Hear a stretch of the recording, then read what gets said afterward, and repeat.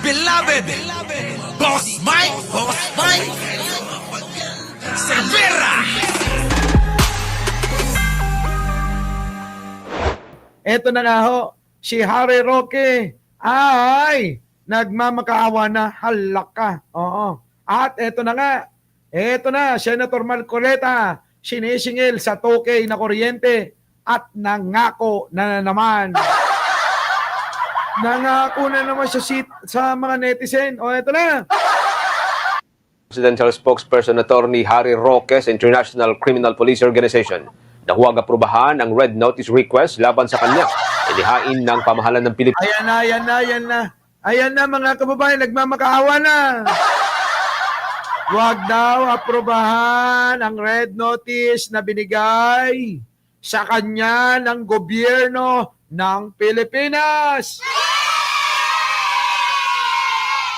Ayop na bakla na to. Kala ko ba walang mangyayari dyan? Di ba sabi ni Roque, walang mangyayari dyan, Eka, kahit na anong gawin ninyo, hindi nyo ko makukuha, hindi nyo ko makikidnap dito. Tapos, ngayon, iba na yung sinasabi, ano? Naku, mga kababayan ko, naku, yari ka, Roque, kung pagbibigyan ka sa pagmamakaawa mo. Mga kababayan, alamin natin ha, kung paano. Ayan na si Roque. Naisip, kawawa rin tong si Roque, no? Biruin mo, wala kang love life, wala kang supa. Malayo ka sa pamilya mo, di ba? May sakit ka, walang nag-aalaga sa'yo, walang kumukontrol ng pagkain mo, matakaw ka pa naman sa taba at humba. Paano na? Nangyari na, stroke siya. Tapos mga kababayan ko, eto pa. Paano na yan? Kita nyo, ultimo paglipad, bawal siya. So, ibig mong sabihin, anino, si Roque, malala na talaga yung sakit niya. Malamang malala na ho. Pero inyo pati paglipad, bawal. Siya kayo nakakita ng ganun, mga kababayan ko. Paglipad, bawal. Sasakay ka ng eroplano, bawal. Halimbawa, pag hinuli ng Interpol yan, hindi pwedeng isakay sa eroplano yan.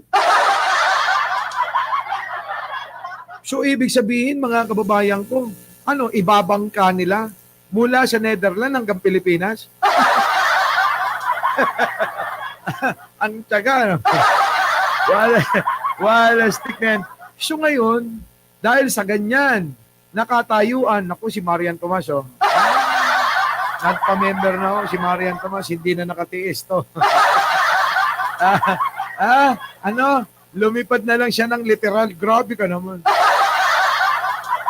Sarili niya, hindi masabi, sakit niya, tapos si Digong alam niya sakit niya.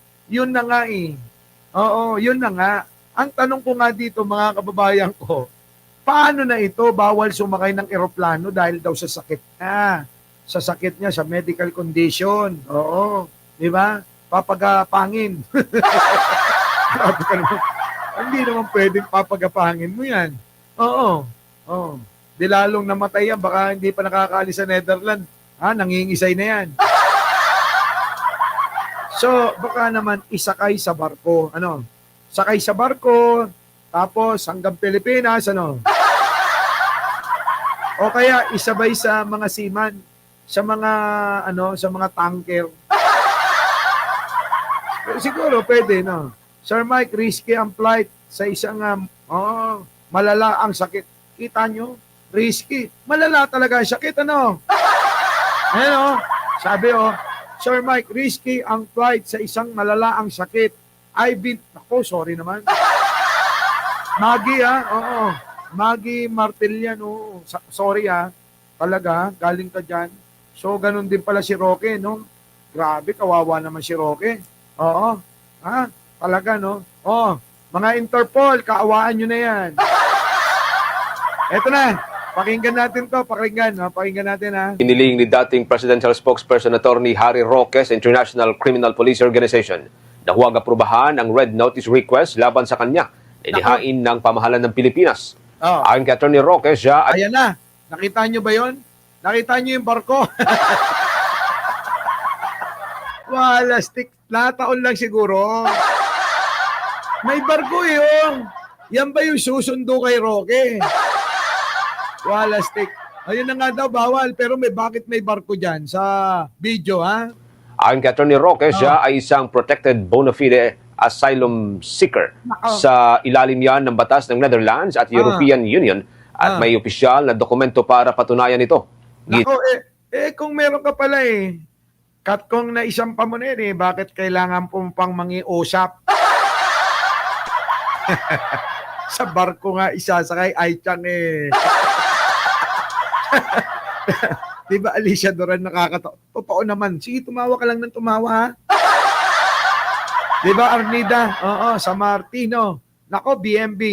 Extina. Lakwata. Ano natin, mga kaibigan natin.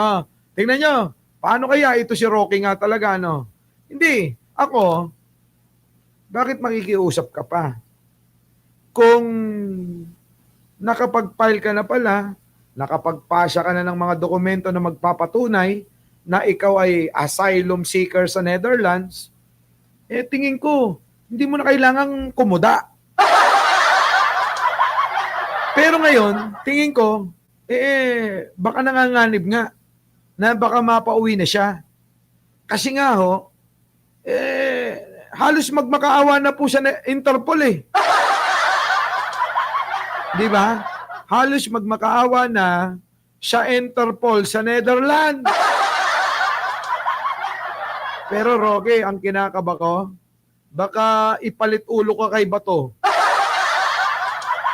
Sabihin naman ng Pilipinas, ganyan pala yung Interpol May hinihiling kami na pugante na Pilipino, tapos ngayon ayaw nyong gawing maayos Ngayon, at meron kayong kailangan na hulihin sa amin, wala na rin kaming gagawin. Diba? So, Roque, delikado ka pa rin. Baka mas piliin nila si Bato kaysa sa'yo. Hindi. Kailangan natin ibigay si Roque. Hindi natin kailangan yan, si Roque dito sa Netherlands. Pabigat lang Diba? Pabigat lang siya. So, kailangan ibigay na natin at makuha natin yung may kasalanan sa ICC. Diba? Malamang ganun na mangyari. Kaya, etong sinasabi ni Roque, malabo ito. Malabo na i-disregard ng Interpol yung pong kanyang red notice. Niya ang kasong qualified human trafficking laban sa kanya ay political retaliation laban sa mga kaalyado ng pamilya Duterte at kritiko ng Administrasyong Marcos.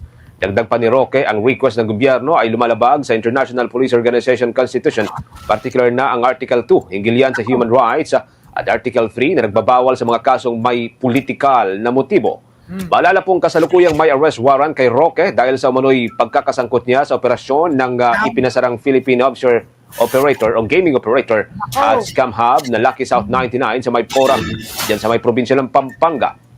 Una lang sinabi ng Department of Justice na hindi lamang abogado si Roque ng Whirlwind Corporation nagpapaupa ng lupa sa Lucky South 99, kundi nagsilbi rin umano siyang kinatawan ng Philippine Offshore Gaming Operator. Nako, yun! Nako! So, delikado nga talaga to si Roque, no? Press 1 nga dyan sa gusto na si Roque mapabalik na sa Pilipinas. Kayo mga kababayan ko, payag ba kayo na mapabalik na si Roque sa Pilipinas?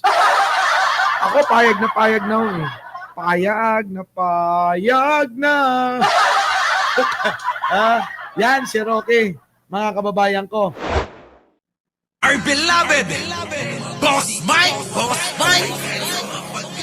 Cervera.